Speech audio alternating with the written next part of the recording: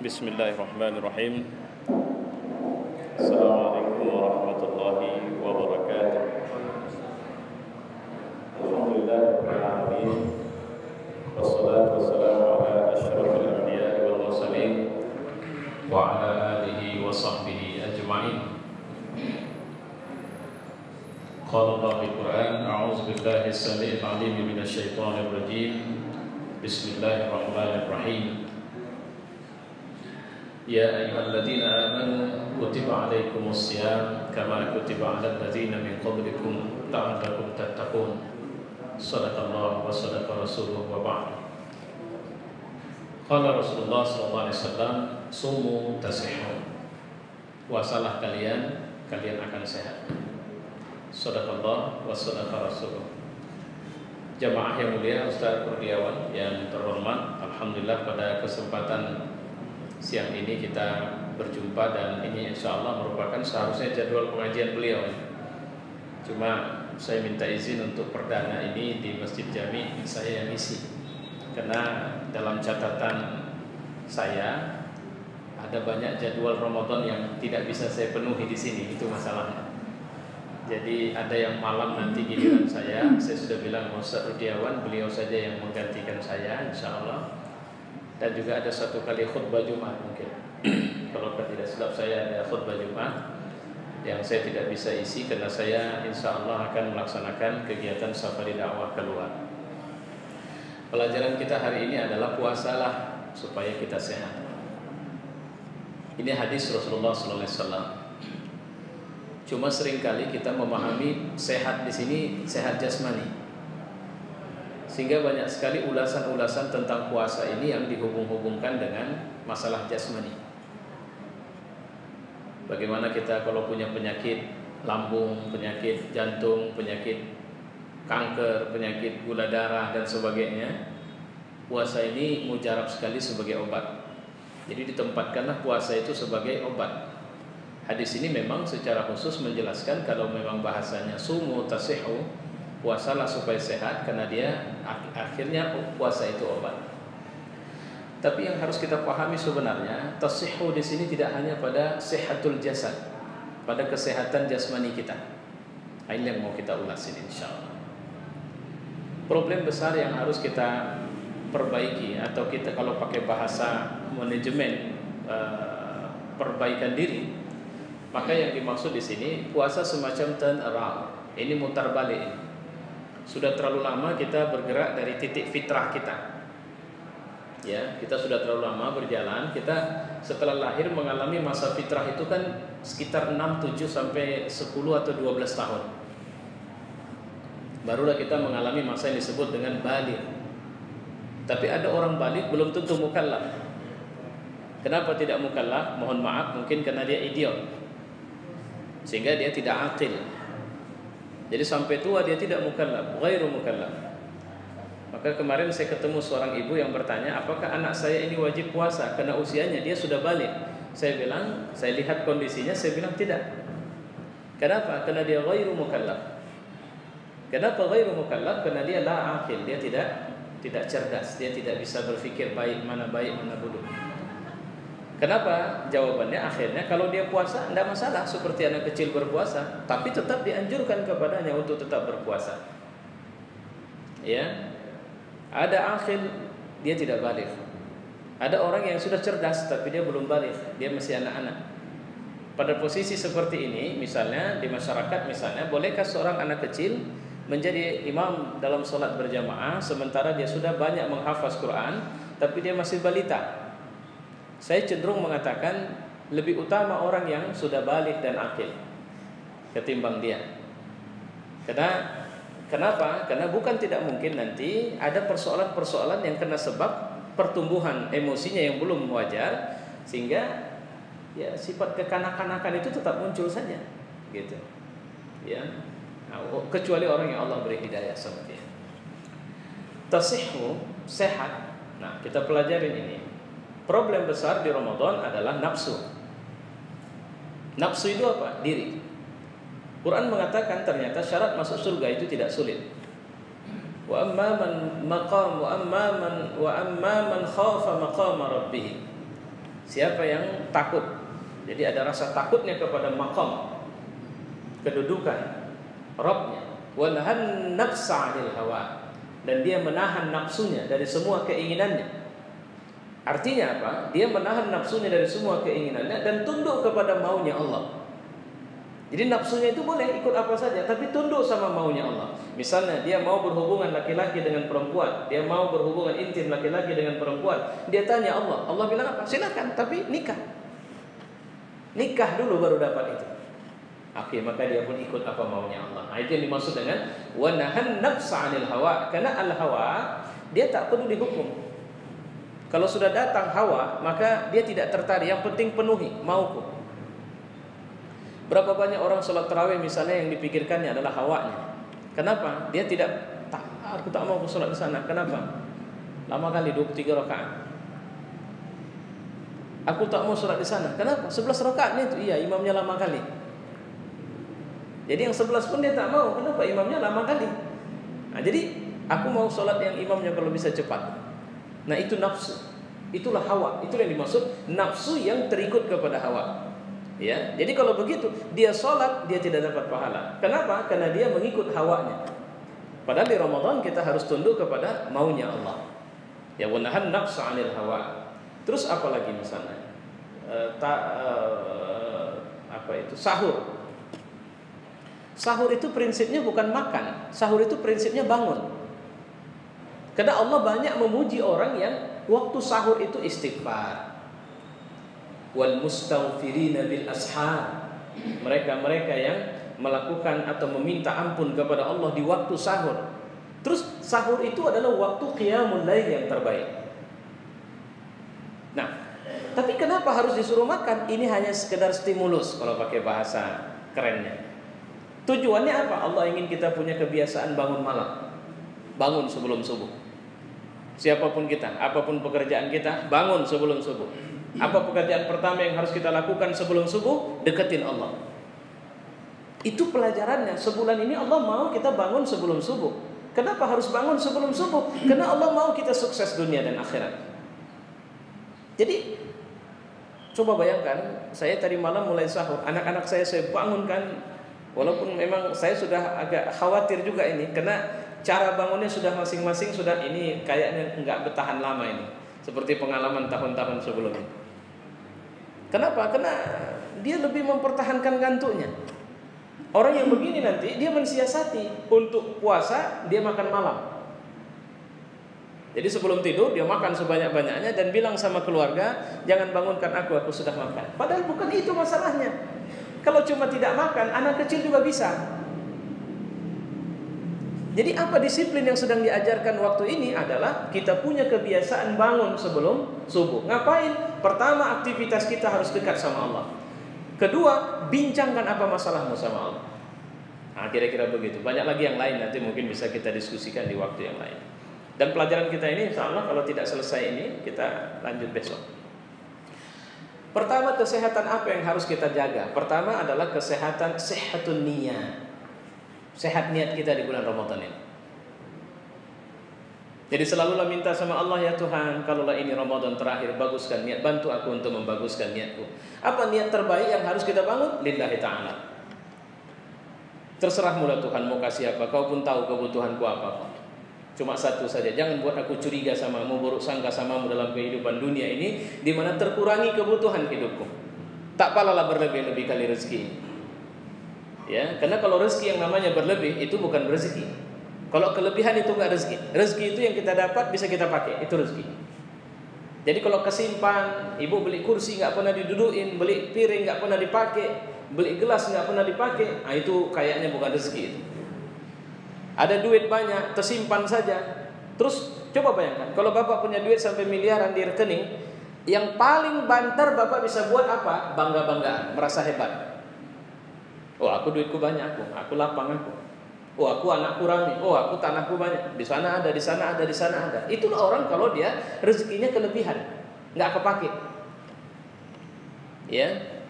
Padahal rezeki itu sesuai dengan takaran iman. Makin kuat iman kita, makin banyak Allah kasih. Ya, beban, apakah itu beban hidup yang berkah, tentunya Allah kasih sama kita. Tapi kalau tidak, itu malah akan menyusahkan akhirat kita. Maka yang pertama harus kita bangun sehatun niat. Niat apa? Niat apa yang mau kita ambil di Ramadan? Kalau Quran mengatakan wasari'u ila maghfiratin wa jannatin 'arduha as-samawati wal ardh. Terus di ujungnya apa? U'iddat lil muttaqin, disediakan bagi orang yang bertakwa. Siapa orang bertakwa? Alladzina yunfiquna fis sarra'i wad dharra'i wal kadhimina al ghaiz wal 'afina 'anil nas. Itu bicara akhlak semua itu. Mereka yang berinfak enggak peduli, mau terang-terangan enggak ada masalah. Kita bangun masjid, dari saya 5 juta. Siapa? Saya Abdul Latif Khan misalnya. Oke, dari saya 5 juta. Apa maksudnya? Pamer dia. Tidak, karena pamer atau tidak pamer itu hati urusannya. Kalau kita rezekinya ngasih infaknya diam-diam, tapi kemudian ke semua orang kita ngomong, itu pamer namanya. Ngasihnya diam-diam, bilang aja hamba Allah. Terus tapi tiap jumpa orang bilang, aku kemarin infak, aku masjid Jami kemarin 5 juta. Tapi nggak usah lah ngomong-ngomong, payah itu nanti nggak enak juga kata. Tapi sementara satu kampung udah dikasih tahunya. Ya. Jadi fisarra'i wad dharra, ya, pada waktu ketika dia pada waktu mudah, pada waktu lapang, sirran wa alaniyah, itu yang dimaksud sembunyi atau terang-terangan. Mudah atau lapang, lapang atau mudah, artinya apa? Sedang butuhnya kita, tapi kita kasih kepada orang, tidak ada masalah. Karena rezeki yang berkah itu adalah rezeki yang kita manfaatkan di jalan Allah. Makanya setiap saat kita harus memperbaguskan niat kita. Hari ini alhamdulillah sudah separuh hari Ramadan. Masya Allah, kalau cerita dosa mungkin berdosa kita bisa. Tetap saja adanya itu. Maka lazimkan istighfar. Perbanyak istighfar di semua keadaan. Karena kita yang masuk Ramadan ini banyak dari jalur-jalur yang berbeda nih masuknya. Ada dari jalur koruptor, ada yang dari jalur pezina, ada yang dari jalur pengedar narkoba, ada yang dari jalur pemakai narkoba, ada yang dari jalur penjudi. Ini masuk semua ke Ramadan ini. Di start yang samanya kita ini. Nah sekarang tinggal ngecek diri. Kalau ternyata diri kita ini banyak dosa, mohon ampun dulu banyak-banyak sama Allah. Kalau kemudian kita banyak amal soleh, koreksi amal soleh kita itu lillahi ta'ala atau tidak itu. Selama ini kita ke masjid kenapa? Selama ini ngurus masjid apa masalahnya? Karena kadang-kadang ada orang waktu ngurus masjid rajin kali ke masjid, tapi begitu sudah tidak mengurus lagi, tak pernah lagi ke masjid. Waktu ngurus wirid dia aktif wirid, tapi begitu tidak ngurus wirid tidak aktif lagi. Nah itu lillahi ta'ala. Lillahi ta'ala itu tidak tergantung suhu. Ya, dia akan beribadah tetap stabil kondisinya. Ambil wudhu di musim dingin dengan ambil wudhu di musim panas sama aja caranya sama dia. Tak pakai main lap. Nah, itu yang dimaksud ketika suhunya terjaga. Dia berinfak dipuji orang, dia berinfak dimaki orang, sama dia nggak ada masalah, dia tetap berinfak. Itu orang ikhlas. Orang ikhlas itu ibadahnya tidak terganggu karena dia fokus sama Allah. Saya tekad, Masya Allah Pak Ustadz, saya tiap Ramadan saya akan berupaya habis-habisan untuk sholat ke masjid. Itu bukan perkara mudah itu. Jangan bilang itu mudah. Sepelenya orang rumahnya dekat masjid. Siapa bilang? Banyak orang yang rumahnya lebih dekat lagi dari rumah dia ke masjid, tapi lebih payah masuk masjid. Bahkan ada yang jauh. Nah, Masya Allah, saya kemarin lihat rekaman video luar biasa. Orang yang berangkat pergi sholat dari rumahnya ke masjid, dua-duanya, satu buta, satu lumpuh. Ya, si buta ini pakai tali ke masjid jalan sendiri. Si lumpuh pakai kakinya adalah lututnya dan tangannya, sehingga dia berjalan ke masjid seperti itu setiap dia masuk ke masjid. Tapi yang si lumpuh ini 60 tahun nggak pernah putus sholat berjamaah di masjid. Coba bayangkan ya. Jadi apa yang terjadi? Fisiknya tidak sehat, tapi ruhnya sehat. Nah, ruh itu sehat kalau niat kita sehat. Saya sama Ustaz Rudi ini berdakwah ke sana kemarin. Kalau yang kami pikirkan adalah masukan atau perolehan dunia, maka kami akan pilih-pilih. Wah, ini masjid Jamin nggak pukulan saya, ini nggak kelas saya, ini nggak guna saya kemarin. Kenapa? Paling berapa dikasih orang tua? Itu siapa bilang Ustaz tidak kena penyakit? Ustaz bisa kena penyakit itu. Ya. Nah, jadi bagaimana? Masuklah dan belajarlah, karena Allah mengatakan as-saumu li wa ana ajzibi. Puasa itu untukku dan aku yang akan balas. Nah, ini luar biasanya. Hari pertama ini kita bisa saja duduk sendirian di rumah, tidak ada orang, ada air putih segelas, kita tidak mau minum. Kenapa? Lillahi ta'ala. Itulah enaknya puasa. Tapi jangan lupa ya, bukan cuma persoalan makan dan minum. Karena yang namanya puasa itu mata, telinga, mulut, tangan, kaki, kemaluan, hati, dan semua organ tubuh kita ini ikut apa maunya Allah. Itu namanya puasa. Jadi kalau ibu perempuan mulai bulan puasa ini ikut maunya Allah. Apa kata Allah dalam berpakaian? Jangan tunjukkan auratmu, jangan. Pahit, macam terbakar pakai jilbab itu. Kenapa? Karena memang tidak pernah. Tapi ikut apa maunya Allah. Lebih bagus terbakar di sini ketimbang, maksud terbakar di sini kita diributin orang, kita merasa tidak nyaman, ketimbang Allah membakar kita nanti di akhirat. Nah, jadi jaga berpakaian, jangan asal saja. Jangan pilih celana apa istilahnya itu yang ketat-ketat itu kayak karet itu apa namanya? Legging. Terus ibu pikir udah aman ibu pakai celana legging keluar? Tidak. Itu tidak menutup aurat. Nah, jadi apa? Sihhatun niat. Baguskan niat. Niat apa? Niat Ramadan kita. Jangan mikir yang lain-lain. Kalau selama ini, Masya Allah, saya banyak dosa ini, saya mau minta ampun sama Allah. Karena belum tentu ini Ramadan, masih ada lagi Ramadan lain. Masih ada Ramadan di waktu lain. Oh tidak, belum tentu. Ini Ramadan terakhir sama kita mungkin. Tak sampainya kita tahun muka. Entah tahun muka orang udah ziarah ke kubur kita. Nah, kalau memang ini Ramadan terakhir, maka baguskan niat. Supaya yang kalau di luar Ramadan tak bisa kita dapat. Pergi haji tak bisa, umroh tak ada duit. Ya tak sampailah kita derajat orang sholat di Masjidil Haram sama Masjidil Nabawi. Nah, kita bisa sholat di Ramadan. Yang sholat zuhur kita ini pahalanya ditingkatkan menjadi 70 kali lipat oleh Allah Subhanahu wa taala. Terus sholat sunat kita. Jadi, Ustaz, saya selama ini enggak pernah sholat rawatib. Masa kena Ramadan saya sholat rawatib? Ambil, ini lagi bonus. Ini bulan bonus. Kalau bonus-bonus yang jualan di plaza-plaza banyak bohongnya itu. Saya kira bukan nggak ngerti saya harga sepatu berapa. Kemarin saya tengok bonus 50%. Saya cek sepatunya. Yang memang segitunya harganya ini. Ya dibuatnya naik dinaikkannya dulu harga itu, baru kemudian kasihnya diskon. Nah, Allah tidak naikkan harga. Allah malah lipat gandakan bonusnya lebih dari harga aslinya. Kalau makan selama ini susah cari berkah, sekarang sahurlah karena pada sahur ada berkah. Coba bayangkan, apapun yang kita makan Allah jadikan berkah. Itu nggak ada di luar Ramadan. Puasa sunat kita berkah, tidur kita habis ini bapak capek kali rasanya, aku mau ngasuh dulu bentar, mau tidur. Silahkan, tidur kita berkah. Yang tidur saja jadi biarin saja kalau memang itunya tingkat kekuatan imannya. Jadi selama bulan Ramadan ibadah yang paling banyak dilakukannya adalah tidur saja. Enggak masalah, memang itulah tingkatnya. Ada orang yang lebih tinggi lagi, boleh insyaallah, tak ada masalah. Jadi jangan ributin ibadah kawan. Ambil bekal kita, gunakan ibadah kita sesuai dengan kemampuan kita. Jadi pertama, sehatun niat. Yang kedua apa? Setelah niat kita sehat, sebenarnya banyak lagi rentetannya. Sehatul lisan. Sebenarnya nggak usah sebelum ke lisan, sehatul qalbi, sehat hati itu. Loh, apa hati kita? Saya nggak ada masalah Ustaz, kemarin udah check up, bukan itu maksudnya. Hati yang sehat itu coba cek, ada nggak penyakit yang sama kita ini? Pertama, dengki. Kedua, buruk sangka. Buruk sangka ini banyak, sama Allah bisa kita buruk sangka.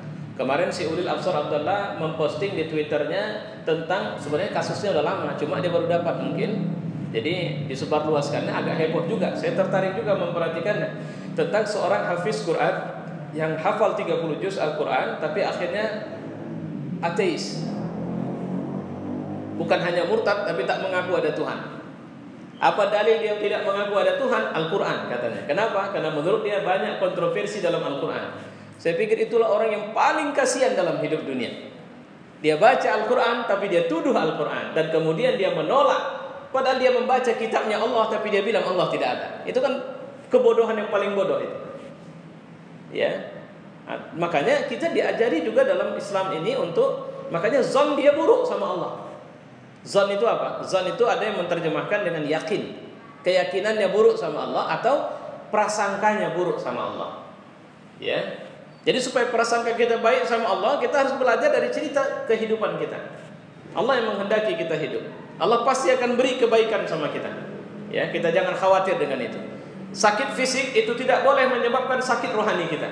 Karena berapa banyak seperti yang saya bilang tadi, orang yang fisiknya buta, ada seorang anak kecil yang 7 tahun rupanya dia sudah hafaz Quran, tapi matanya buta sejak bayi. Tapi usia 7 tahun itu kemarin kan diceramahi di acara Hafiz Quran bukan yang tahun ini oleh Syekh Ali Jabir. Ya. 7 tahun. Matanya buta. Bagaimana caramu menghafal? Usia 3 tahun aku mulai suka mendengarkan Al-Quran dibacakan dan aku suka mengikutinya. Usia 4 tahun aku mulai belajar menghafaz Quran dan 3 tahun aku gunakan sampai aku bisa hafaz Quran. Nah, di video yang lain ditanya kepada dia, apakah kau menginginkan matamu bisa sembuh, bisa melihat? Oh tidak. Aku akan bersabar dengan mataku yang buta ini. Karena nanti di yaumil akhir aku berharap kepada Allah dan aku bisa menjadikan butanya mataku sebagai hujjah. Ya Tuhan, aku sudah bersabar di dunia dengan buta mata ini dan aku minta masukkan aku surga sekarang. Jadi nagih. Kesabaran itu gantinya surga. Karena memang ada hadis, siapa yang bersabar dengan mata yang tidak bisa melihat itu, maka Allah memberikan surga sama dia. Dia mau itu. Dan yang ngomong ini bukan orang besar, anak kecil. Ya Allah, apa harga kita dibanding mereka? Orang-orang yang ternyata fisiknya sakit tapi hatinya hidup.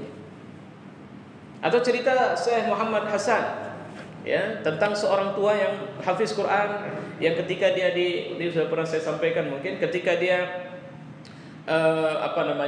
mau dioperasi, ditanyanya berapa jam, 4 sampai 6 jam, dia menangis. Ketika ditanya kenapa Anda menangis, padahal Anda seorang hafiz Quran, apa Anda takut mati? Oh enggak, bukan. 4-6 jam itu akhirnya aku tidak bersahabat dengan Quran, aku tidak bersama Al-Quran. Jadi dia minta waktu 1 jam sebelum operasi, tolong dibiarkan dia mau baca Quran. Karena ternyata dia 1 hari baca Quran itu 10 juz. Saya sampai detik ngomong ini, dari kemarin saya mulai start, saya hanya baru bisa membaca 3,5 juz. Saya belum pernah punya prestasi bisa baca Quran 1 hari 10 juz. Paling tinggi prestasi saya dalam hidup saya 8 juz. Ya. Nah, tapi dia, Masya Allah, dia bisa baca 10 juz. Nah, ketika sudah disuntik, ini yang luar biasa di sini, Pak. Kalau orang disuntik mau operasi kan suntik pingsan itu kan. Sepanjang dia pingsan dan sepanjang dia dioperasi, mulutnya tetap membaca Al-Quran. Subhanallah. Itu kenapa bisa terjadi? Hatinya hidup. Kalau hatinya hidup, Masya Allah, dia akan bisa membaca dengan baik. Apa yang membuat hatinya bisa hidup? Tidak ada penyakit di situ. Jadi hati kita ini ibarat kaca ini. Kalau kaca ini banyak joroknya, keluar sana tak tertengok itu. Makanya masjid punya kerjaan baru ini. Ya, jadi cleaning service-nya bukan cuma lantai ini saja. Kaca ini harus dibersihin. Masa orang jualan saja yang bersihin kaca? Orang jualan, si Soleh ini tiap pagi kacanya dibersihin pas dia mau buka itu kan styling-nya. Nah, masjid juga begitu. Kalau memang kita sudah mulai pakai kaca, kita bersih supaya bisa dari luar lihat ke dalam, dari dalam lihat keluar. Begitu. Ya, jadi tadi saya bilang apa? Penyakit pertama, dengki. Apalagi dendam. Wala taj'al fi qulubina ghillan lil ladzina amanu. Ya Tuhan, janganlah jadikan dalam hati kami ada perasaan dendam sama orang yang beriman. Dendam itu apa? Dendam itu adalah sisa dari memaafkan. Sisa dari memaafkan dan minta maaf. Saya sudah minta maaf, tapi masih ada sisa. Saya sudah memaafkan, tapi masih ada sisa. Sisa itulah dendam. Ya. Kemudian apa lagi? Penyakit dalam hati itu tadi zon, su'uzzon, kemudian dendam, kemudian dengki, kemudian riya, kemudian sombong, kemudian sum'ah, kemudian banyak kali rupanya penyakit hati ini. Ya. Nah, makanya Ramadan ini harus sehat. Kenapa Nabi bilang nanti kalau ada orang kau menceritakan aib orang, jangan bilang aku puasa. Terus apalagi jangan dengki kecuali kepada 2 orang. Orang yang punya duit tapi rajin infak, sama orang yang punya waktu menjadi ahlu dan sahabat Quran. Nah, sombong atau dengkilah, tapi dengki untuk bisa mendapatkan nikmat itu dan tidak menghilangkan nikmat yang dimiliki oleh orang itu. Ya. Nah, ini 2 hal yang patut kita pahami. Sebenarnya panjang ini ceritanya, karena hati ini tak bisa dirawat sekali kemudian dia seperti mobil, walaupun baru keluar dari door smear, sudah dicuci, begitu keluar bisa kena debu lagi. Seorang sahabat Hanzalah pernah datang kepada Nabi, "Ya Rasulullah, saya kayaknya munafik ini saya. Ada apa masalah?" "Ya begini, asal dengar mengaji begini, nyaman hatiku ya Rasul. Semangat untuk beribadah itu banyak kali. Tapi begitu aku pulang ke rumahku, hilang itu. terus malasku lebih tinggi. Apa kata Nabi? Hadzalah sa'atan wa sa'ah. Itu memang sesaat-sesaat itu. Perasaan nyaman, enak kali beribadah itu sesaat. Kalau kau bisa merasakan suasana seperti di majelis taklimku, nah kira-kira begitu, terus kau rasakan di luar sana, kau bisa nengok malaikat nanti, dan kau bisa salaman sama malaikat itu. Jadi memang suasana kedekatan kepada Allah ini harus terus dirawat dia. Dan Ramadan ini bulan ngerawatnya ini. Ya, apa yang menjadi penyakit hati, buang itu. Aku tak mau aku ke sana. Kenapa? Musuhku ada di sana. Ya. Macam mana bisa pula masih menempatkan permusuhan sebagai prioritas pertama ketika memilih masjid? Sudahlah, selesailah. Kenapa? Karena kita bukan tidak mungkin ini terakhir. Jadilah orang terbaik yang menunjukkan kemampuan mengendalikan nafsunya. Itu. Siapa Hanzalah? Ternyata Hanzalah adalah seorang mukmin qawi. Waktu dia nikah, lagi sedang berhubungan suami istri, panggilan azan datang, panggilan jihad datang. Belum sempat mandi wajib dah ikut berangkatnya, sampai akhirnya wafat dalam pertempuran. Itu Hanzalah, seorang sahabat Rasulullah SAW. Bagaimana dengan kita? Apakah panggilan Allah jauh lebih penting sama kita ketimbang yang lain? Padahal panggilan Allah jelas, hayya 'alal falah. Apa falah? Falah itu artinya apa? Panen. Ayo panen yuk. Masya Allah, luar biasa. Panen itu Pak. Karena pertanian, panen. Kalau pakai bahasa yang sering kita dengar apa? Marilah menuju kemenangan. Kan begitu kan? Itu bahasa petani yang dipakai itu. Hayya 'alal falah. Panen yuk, panen. Apa rupanya yang ada dalam sholat sehingga harus dibahasakan dengan panen? Cuma anehnya diajak panen nggak mau kita lebih tertarik yang di luar sana, eceran. Ibarat orang panen besar, dia ambil ecerannya, apa seraan sisa-sisa itu saja. Dia masih sibuk dengan dunia. Dia pikir dunia itu buat dia selamat. Dunia itu sebentar. Capek pun bapak ngurusin dunia, mati bapak. Ada dunia yang mau ikut sama bapak? Tanah yang sudah bapak beli, rumah yang dibeli, harta yang disimpan, batu aki yang kemarin capek kali nyarinya itu. Nah, apa ikut ke kubur? Tidak. Ketika Allah bilang hayya 'alal falah, marilah kepada panen. Ayo panen yuk. Bahasa panen itu artinya ayo kita ambil keuntungan besar dari sini. Apa itu? Capek, kalian mau kayak mana pun seumur hidup belum tentu dipanggil presiden. Pernah ada presiden kirim surat ke rumah kita bahwa saya berkenan untuk memanggil Anda, saya mau berbincang 5 kali sehari sama Anda. Hayya 'alal falah, kita ketemu kepada pemilik semesta raya. Kalau kita nggak pede masuk surga, bilang sama dia, Tuhan kayaknya aku nggak. Cuma, ya aku yang punya surga. Udah ngomong aja sama aku. Jangan takut. Apa rupanya dosamu? Kan nggak ada kan? Cuma dosa-dosa yang kayak gitu, minta ampun sama aku. Aku ampunkan. Enak kali. Jadi kita ini pede lah dalam hidup, lapor sama Allah. Banyak orang yang bisa mengumpulkan dunia, tapi dunia itu jadi raja sama dia. Coba buktinya apa? Buktinya karena dunia itu dia tidak sholat. Buktinya karena dunia itu dia tidak mau tunduk melakukan kesalehan di jalan Allah. Artinya dunia jadi raja sama dia. Oke? Nah, insya Allah nanti kita lanjut. Ada rezeki kita besok ketemu. Sholat asar kita di sini. Habis sholat asar setengah jam kita ambil ngaji lagi kita. Oke? Assalamualaikum warahmatullahi wabarakatuh.